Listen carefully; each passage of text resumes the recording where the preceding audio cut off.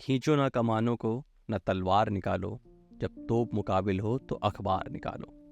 भारतीय इतिहास में कई ऐसे महान पत्रकार रहे हैं जिन्होंने अपनी लेखनी और संपादन से पत्रकारिता जगत में एक बड़ा योगदान दिया है, और साथ ही साथ वह भावी पत्रकारों के लिए एक प्रेरणा पुंज की तरह हैं। ऐसे ही कुछ पत्रकारों के जीवन से आपको रूबरू कराने के लिए LPCPS का पत्रकारिता एवं जनसंचार विभाग लेकर आया है ऑडियो पॉडकास्ट की एक श्रृंखला, कलम के सिपाही। निर्भयता ही स्वतंत्रता का एकमात्र मार्ग है। निडर बनो और न्याय के लिए लड़ो।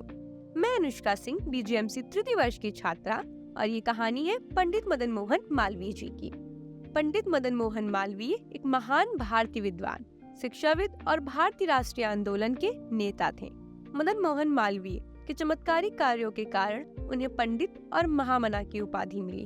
उन्होंने हिंदू महासभा की स्थापना का नेतृत्व किया और बनारस हिंदू विश्वविद्यालय की सह स्थापना की।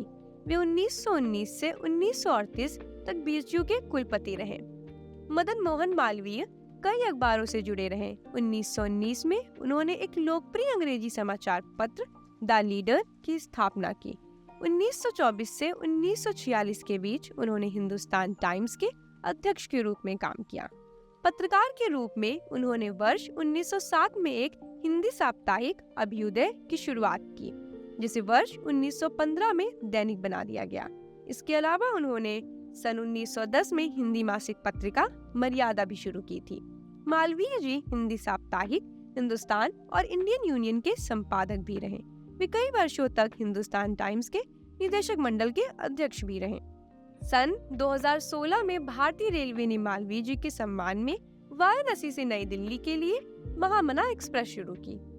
मालवीय जी को गिरमिटिया मजदूरी, जो कि बंधुआ मजदूरों का एक रूप है, उसे समाप्त करने के लिए भी याद किया जाता है। वे एक सफल समाज सुधारक और नीति निर्माता थे, जिन्होंने 11 वर्षों तक इंपीरियल लेजिस्लेटिव काउंसिल के सदस्य के रूप में कार्य किया। उन्होंने सत्यमेव जयते शब्द को आम लोगों के बीच लोकप्रिय बनाया। हालांकि यह वाक्यांश मूल रूप से मुंडकोपनिषद से है। कालांतर यह शब्द भारत का राष्ट्रीय आदर्श वाक्य है। मालवीय जी के प्रयासों के कारण ही देवनागरी को ब्रिटिश भारतीय अदालतों में पेश किया गया था। 12 नवंबर 1946 को 86 वर्ष की आयु में हमने यह अनमोल रत्न खो दिया।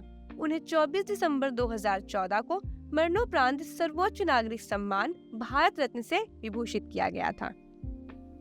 ऐसी ही अन्य प्रभावशाली कहानियां सुनने के लिए जुड़े रहिए दी कम्युनिकेटर्स के साथ।